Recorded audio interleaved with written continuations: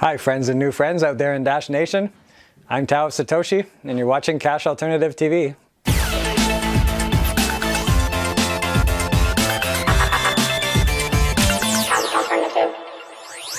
Trying to get a completely new technology such as Dash off the ground around the world has its challenges.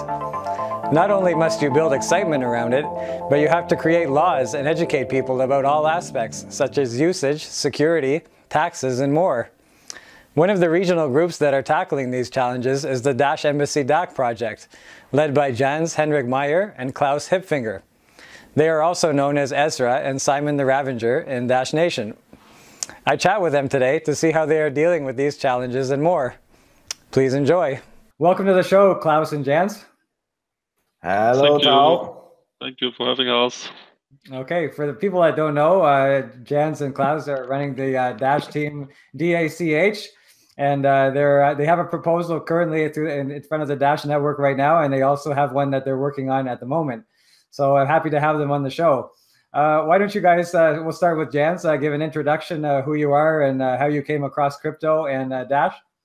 Yeah, of course. So I entered the cryptosphere through Steemit in the mid of 2016, and then got attracted of all this crypto stuff. And because of a friend of mine called Magno, maybe some of you know him, I got in contact with Dash, and there I saw the possibility to follow my vision to promote cryptocurrencies on a daily basis. Because of the funding of the DAO. And that's why I quitted my job in the summer of the last year and worked for Dash in full time then through several single proposals. And then I had the idea, okay, we need to do it kind of bigger, because going to conferences is cool, and doing some integration stuff also cool, but maybe we need to do it more than a 360-degree agency for Dash in German-speaking countries. So we can do PR work, we can do the integration stuff, we can do education stuff, and conferences, of course, meetups, all that needed in our opinion to bring Dash to the masses. So that's about me. Okay. So Klaus? Great. So I'm coming from the investment sphere. I worked for banks 5 years, and I'm also coming from the juridical side. And for me, it was always important as an investor to see with Dash that there's democracy in an investment. That's unbelievable. In a stock company, you can vote. That's a good thing, but with Dash you can really decide how the management is doing things, how a product is developed, and that is a complete other kind of investment for me. So I'm coming from the investment side first, but then I saw what Ezra was doing in the house of Nakamoto in November last year. We met there the first time, and it was awesome to see that with a proposal you can get 30 people in a place in Vienna, do it decentralized and open up new perspectives for people. And so the democracy and this decentralized strength in Dash is awesome for me. And with the Dash Embassy DACH, we can do real legal things for Dash here in a region that is very important for Dash. Switzerland, Austria, Germany, the richest countries here in Europe, they want to do everything correct, legally, and perfect. So we are two perfectionists in fact, and we have great lawyers on our side, and everything has to be legal. And that's important for us a lot. Okay, yeah, so I'm going to get involved in the details of what you guys are up to for that. But you made a good segue about the House of Nakamoto, and I want to talk about that a little bit, how that came around and how it's doing at the present time. So House of Nakamoto, I got to know Magdalena Isbrand. She's the CEO also through Magno, and yeah, I went down to Vienna. So I'm living near to Hamburg in Germany. It's around about 1,000 kilometers. Went down to Vienna and yeah, looked at the place and talked to her because there are only this big Bitcoin logos everywhere. And I said, hey, come on, let's do something with Dash here. And she said, yeah, okay, you can pay for our store window and all that stuff. So it was like a shop-in-shop integration at the house of Nakamoto. And it was for 3 months, the ATM that also offers a Dash to purchase. Is this the right word? I think so. It's still there and people can still buy Dash there, but I think the branding now is gone. And I talked to Magdalena and said, hey, Magdalena, 3 months are over. What about the Dash presentation in your store? Will it go on? And she said, yeah, if you pay us. And I said, okay, but Bitcoin is also not paying her. And she said, yes, that's right, but you can pay us. And I said, okay, I have a great idea. I will help you, or we will help you creating your own proposal on Dash Central so that you can be part of the community and then receive the funds for the presentation of Dash in the house of Nakamoto. And just yesterday, I pinged her again and asked, hey, Magdalena, how is your proposal going? And shall we help you? But I'm not sure if she will do it, but they still have some of these booklets we are using, and she's still giving them away.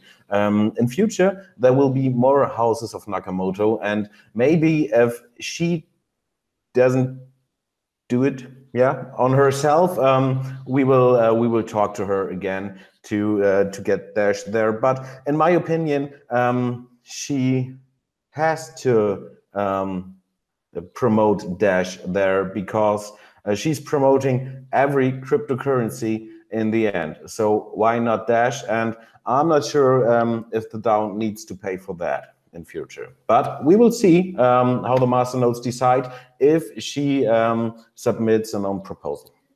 So do you think that having Dash there was a success? Were there lots of conversations generated, lots of people getting interested in Dash through that?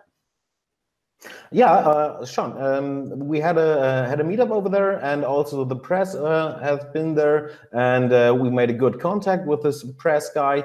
And our current efforts in Austria are also kind of related to this project because, for example, the Coinfinity proposal I submitted after the House of Nakamoto proposal was set up because we had Dash in the house of Nakamoto. Now, maybe Dash is gone in the house of Nakamoto, but doesn't matter. In the next months, we will have a new fiat crypto exchange with Dash integration in Austria. Oh, that's very good news. So you guys met there at the house of Nakamoto, Klaus was saying. Yes, the first time, yeah. The first time in person, yeah. Several times on the chat, but then in person for the first time, yeah. Right on. I didn't know that it was Macno, the one who was responsible for bringing you into Dash Nation. That's the first time I heard about that. Okay. Yeah, he's a good guy. I've seen his posts around. I haven't seen him in the last little while though. I wonder what he's up to right now. Then you maybe should ask him. You guys haven't kept in touch. Okay. I know what he's doing, but in private. Yeah. Oh, okay, for sure. All right, so let's talk a little bit about the current proposal you guys have. It's called the Team DACH or something. What is it? Exactly the name of it? So the name is Dash Embassy DACH. Dash Embassy DACH. Okay. This term we explained in the first proposal. D is for Deutschland, so Germany. A is Austria. CH for Swiss or Switzerland. So it's a Dash Embassy for all these 3 countries. Okay, so whichever one would like to handle this question, can you give us an overview of what the proposal does, and just an overview at this point, and then we'll get into the details. Okay, maybe I'll do the complete overview, and Klaus, you add things I forget, because Klaus is more, wie sagt man, aufgeräumt in English? He's more structured than me, I think. Okay, Yeah. all right. Okay. And I that's do why the we assistance if you forget something. yes. Sounds good. That's why we're a great team, I think. So at the moment, and this is my part, we are doing a lot of PR work. If we posted also in the forum and on the proposal, we had more than 30 articles in this month regarding the Dash Embassy DACH and also Dash. So we did basic work, created basic materials for Dash in German for those media partnerships, and pushed them out so that everyone knows about Dash in general. And then we started a second wave PR work, and this definitely went well, I think, because more than 30 articles and also an interview on ARD. It's the first television station in Germany. So the PR success or the PR work is going great. So we are also at conferences, for example, for support for Robert Vieco at the MPE, but also at the Crypto Assets Conference.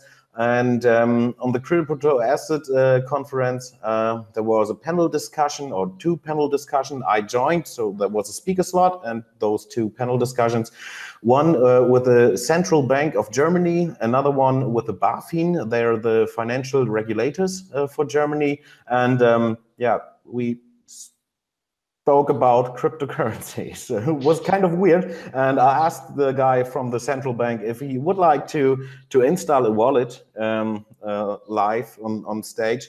He denied. I said, "Oh, that's sad because I also need to use your money. Maybe you can try ours." But yeah, he didn't do that. So conferences and all that stuff is yeah. Something that we are also doing connected to lobbying, because in our opinion, it's important to talk to those regulators and open the door for a dialogue and show them, hey, we are not only those bad boys from the dark web. We are here in person and you can talk to us.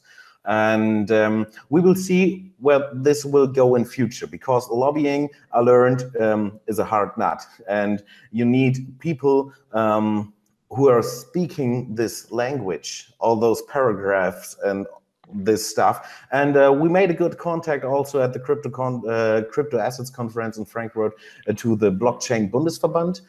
They're a federation and, for example, responsible that in the current contract through the new both parties here in Germany, that Klaus, kannst du das besser erklären? Needs to help me. The Blockchain Federation is in fact a lobbying arm for the crypto space in Germany. Okay. A real federation, and they are responsible for there was formed a new government in Germany, I think 2 months ago, something like that, and they're responsible that the blockchain got used 5 times in the coalition papers. So they have influence in Germany already, though they are very small actually right now. IOTA is a member of them, I think, and another coin too, Gnosis. I think Gnosis is a member Exactly. of them, and we will be a member of them very soon too.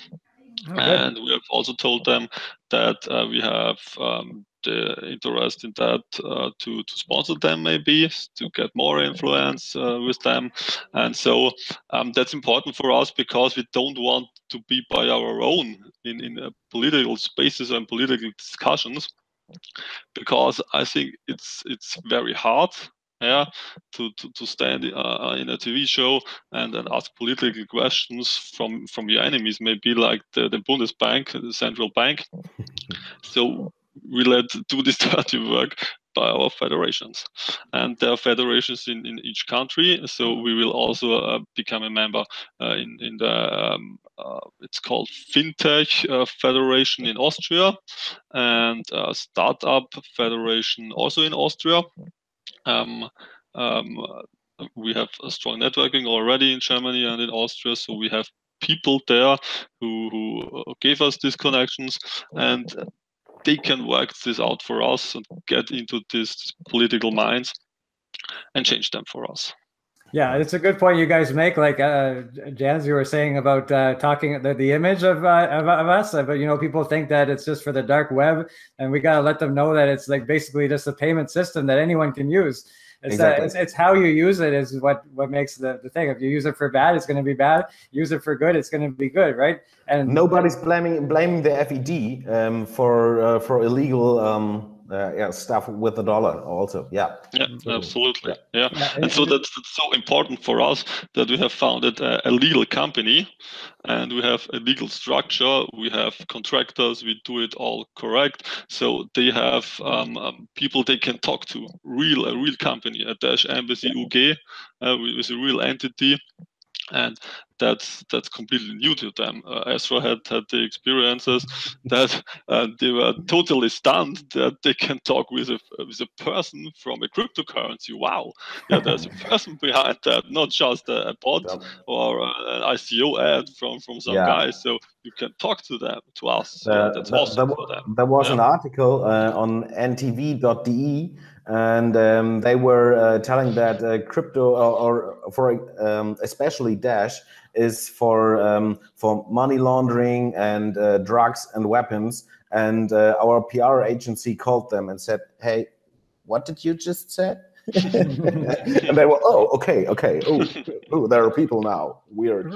Right, okay. Right. It's similar to what we have online. You know, like we got the online trolls that try to establish the narrative.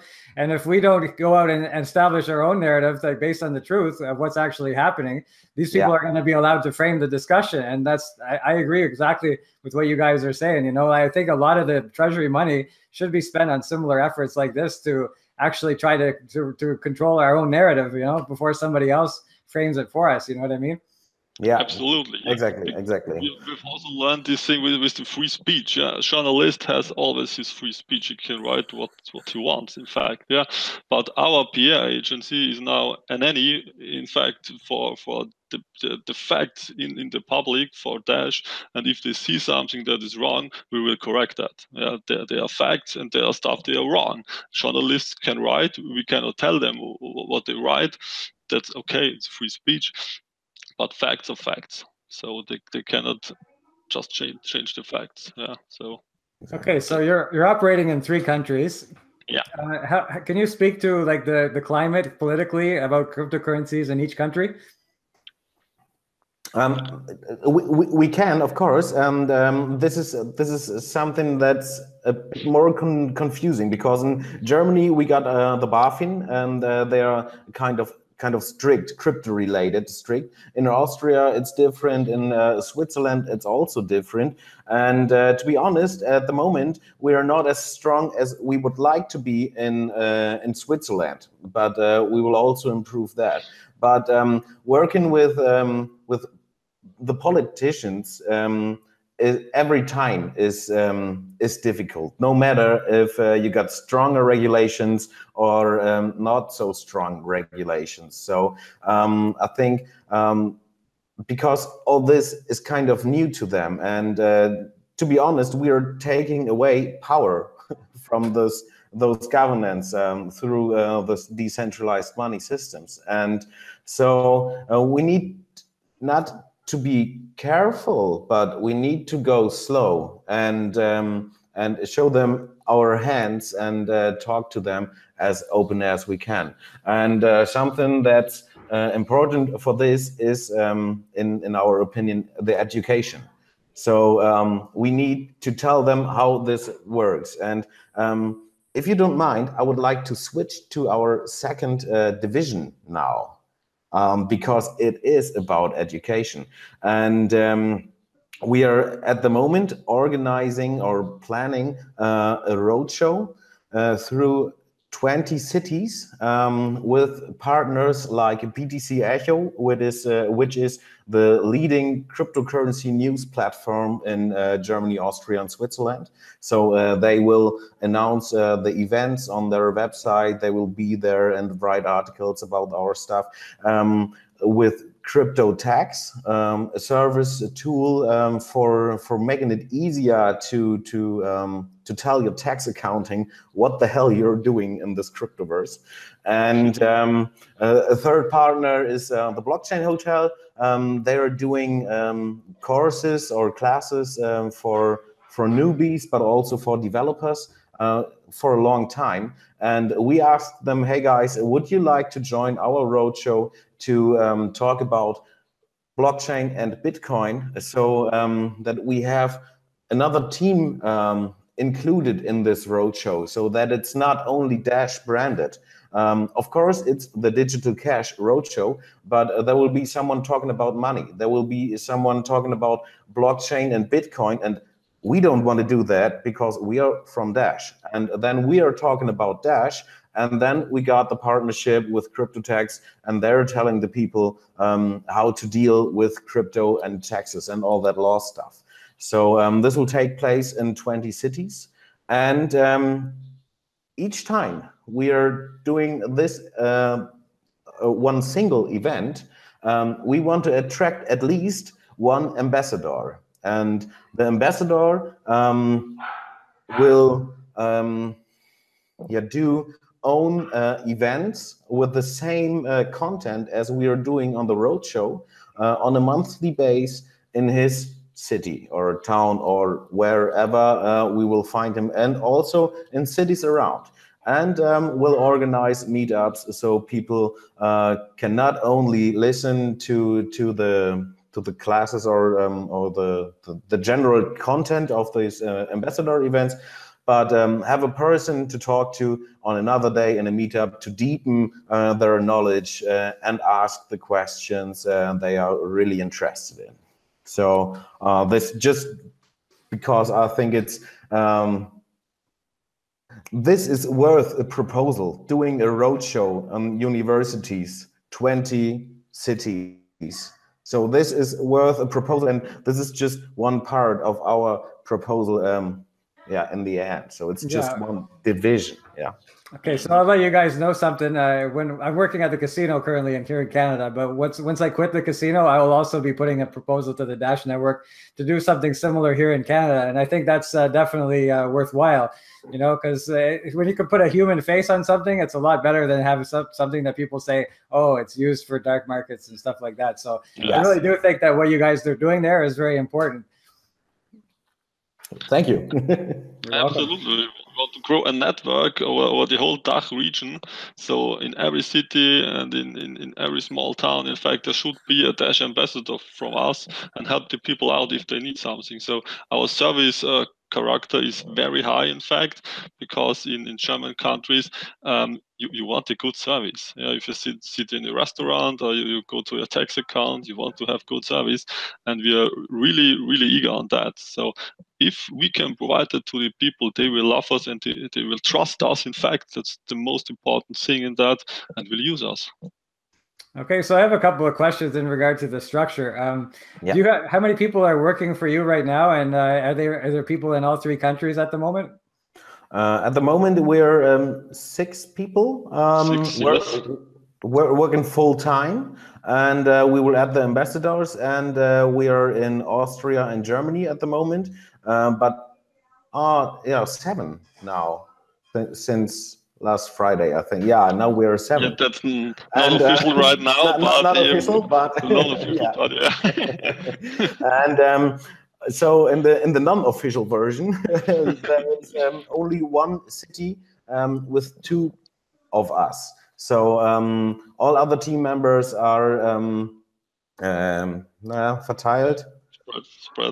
Spread over Austria and Germany. But I'm talking to 2 guys living in Switzerland, and I hope that we can onboard them into the Dash Embassy DACH, because it's the same language, we want the same, and so I think we can connect them to us to do it in a bigger way then.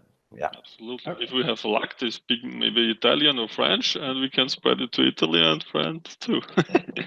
Okay. Yeah, so yeah, maybe it's probably good to start at to have a really strong base where you are before you think about expanding. But that's just me. Yeah. So when I hear the term embassy, I think of like a physical location. Is this something that you guys are planning on doing one day? Is having like physical locations around Germany, Austria, and Switzerland? At the moment we got one office in Lübeck, so in the north of Germany. Lübeck is not the hotspot for cryptocurrencies or elsewhere. Would be a better place for our embassy maybe, but at the moment we are doing some groundwork, so it's okay. And we will have another office soon in Vienna. In Vienna, yes, very soon, next month, second headquarter. And we are thinking about having more places to go to, physical places to go to. But this is always connected to costs. And so at the moment, I think it's too early to offer a physical structure where people can go to all the time. But that's why we created this live chat support on the website. So, hey, we are there and they can contact us every time, but not physical all day at the moment. Yes, but we will try to improve that. Also, in the next step, we will have phone support, so people can call the embassy if they need any help. So, of course, it would be great to have more small stores to drink coffee with people and talk about cryptocurrencies, and we can do that on the events and on the meetups. But the costs for all these small offices or places, physical places people could go to, they would blow our budget. And people are already saying that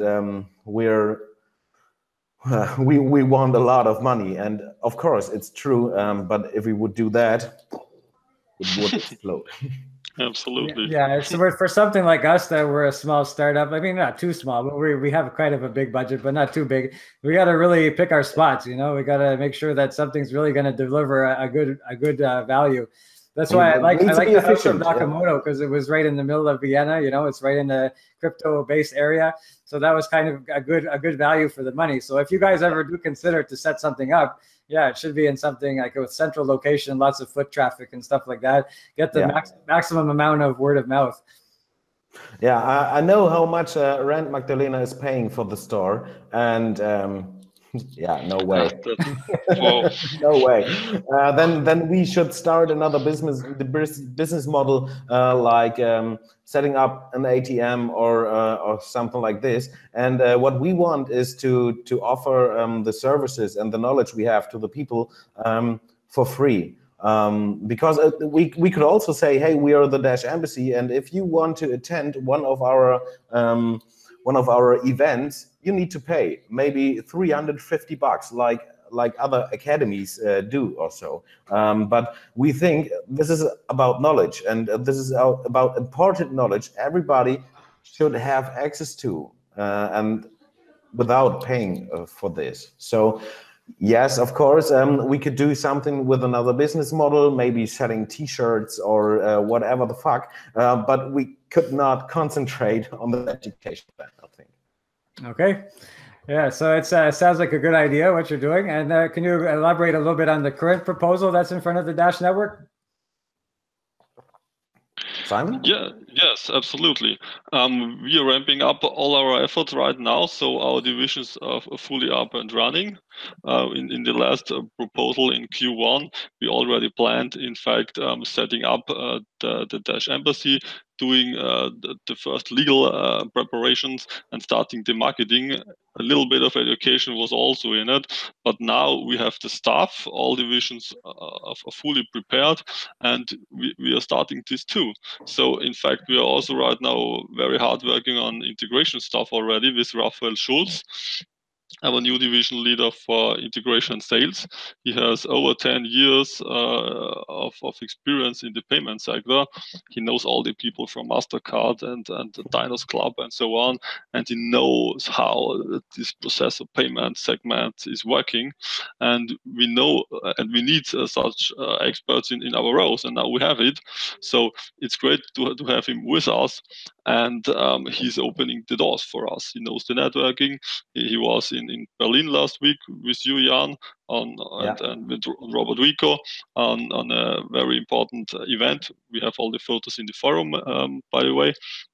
And so I need to interrupt because Raphael was bringing the vice president product management of MasterCard to the booth to Robert and me at the MPE, and said, hey, look at him, and let's install him a wallet. And we installed a wallet, sent him an instant send transaction, and his face was like, whoa. That's awesome. we all know that face. It's you know, as soon as somebody tries it for the first time, they're like, mine is blown. Especially like I had a guy who didn't know crypto, and he was like halfway across the world. I think he was in France or something. So I said, just send me your address, and I said, I'm clicking right now. Click, and he got it right away. He's like, whoa. Yeah. And that's the power of cryptography. The great thing with Raphael is that he knows all those payment service provider people and all those companies from the payment industry. So that another guy he was bringing to the booth, we also installed a wallet, sent a transaction, and he looked at him and said, now we have the solution for this international pain. And the guy was like, yeah, it's done. And you're doing this all the day now? Yeah, we are doing this. Okay. So, and he's doing a really great networking job there, and connecting to the payment and industry. And we will see what all this will bring in Q2. Because at the moment he's after one payment service provider. We are also talking to CoinTet, for example, who will deliver a POS system where you can pay with Dash, and then the merchant will receive the fiat currency, so that it's easier for them to accept cryptocurrencies in the first stage. I think we will see some success there also in Q2. So we will increase the number of merchants accepting Dash in the German-speaking countries also in Q2. Yeah, that's so important that we are working in steps. In fact, yeah, we are doing the marketing, we are doing the education, and then the merchant says, "Oh wow, that's so awesome! Let's integrate it." And since we just have our website online 1.5 weeks, I think, and we've already got 2 requests from merchants. They want that we integrate Dash with them. So it's 3 already. 3. Yeah, it's already 3. Yeah, that's awesome. So we don't need to go out and talk to them. Hey, please, do you want to accept Dash? No, they come to us. They demand the integration from us because we just made a great website and we have the support. And maybe soon they will call us all day long and want integration. And that's the issue currently right now, that we are not really able to do the integration. So we are in contact very tight with the people at Core to make it happen, because the more merchants are coming, the line will get even longer and longer, and we have to do the integrations. And that is in fact what we all want, that people then can use Dash at the merchants. The transactions will go up and Dash will rise in value. And that's the key. Yeah, so you're talking about this executive at the, you know, when his face lit up, but I think it's also, that's probably a bad thing, because they're going to be like, whoa, this technology really is serious. And they're going to try everything in their power to suppress us and try to stop us, you know, through competition, right? And I think the fact that we have people like you guys that are pushing for us, you know, I think that's going to help in the long run. What do you guys think? Absolutely, I don't think that they can compete with us. They have to transform. And if you look at the thing with the Poloniex, yeah, Poloniex got bought by Circle, and Circle is owned 20% from Goldman Sachs. So in fact, you see, Goldman Sachs is a bank who knows that they have to transform its business. So they are slowly going into crypto, buying a crypto exchange, then buying the next thing, going away from the commercial banking sector to being a service company for the people again. In Luxembourg, a lot of banks are also trying now to offer crypto wallets. And doing consulting for the people. If you go to your bank in Luxembourg, you can talk to them and they will tell you, buy a Dash Masternode if you have €1,000,000, or do that or do that. That's service. That's great. Banks should do that again. Yeah, it's like Amanda B. Johnson said, you know, money as a service. And I think that will catch on eventually. Yeah, absolutely. So do you guys have anything you want to add before I let you go? Please support our proposal. That's the important thing. That we can go on with our hard work. And if you see something we can improve, not only in the proposal, but in our general work, if you got ideas, just pass them over to us. And maybe one important thing, we are translating all our tools and documents and all that stuff into English. Maybe it's not a perfect English because we are speaking German, and but we will offer this content for everyone who wants to create an own embassy. So if there is a guy in Spain and he says, hey, I like this embassy idea and I like the website and I like the tools and all the services this Embassy DACH is providing, he or she can just contact us and we will offer a database dump, a clone of the website. We will show which tools we are working with. We will provide every experience we made so that they can set up their own embassy. So the idea is a kind of an open source company. And this open source stuff, for me, it worked out really well because I created a booklet, just some information about Dash because of a proposal of the last year. And when I went to the MPE and met Robert there from Core, I saw my booklets on his table, and I was like, "Wow, cool!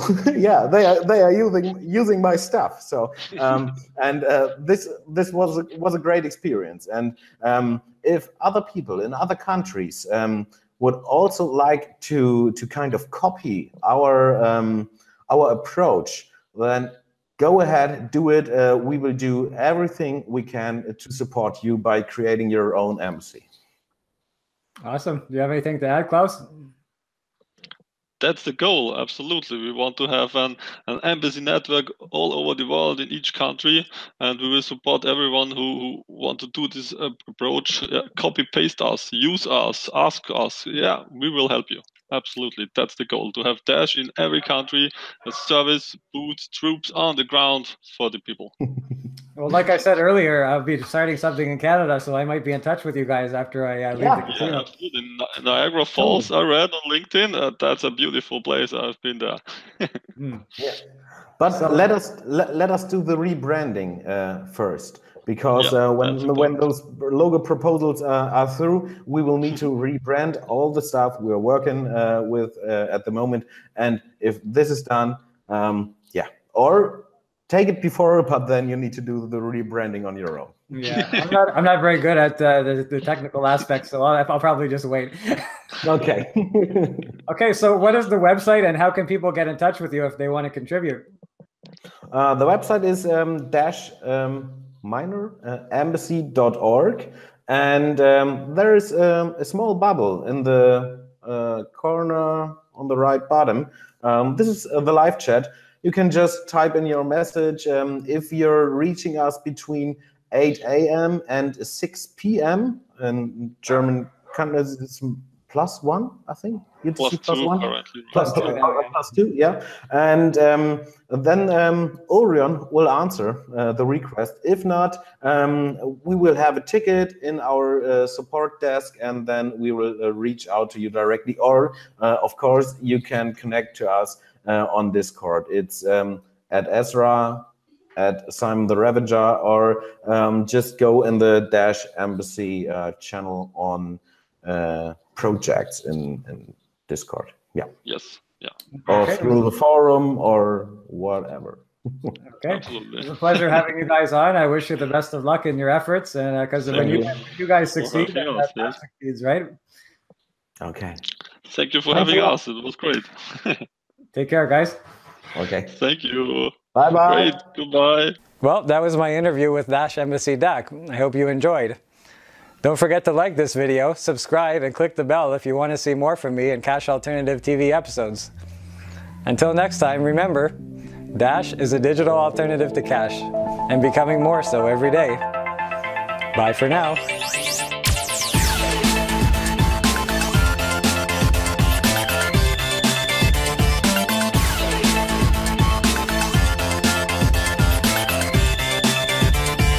Cash alternative.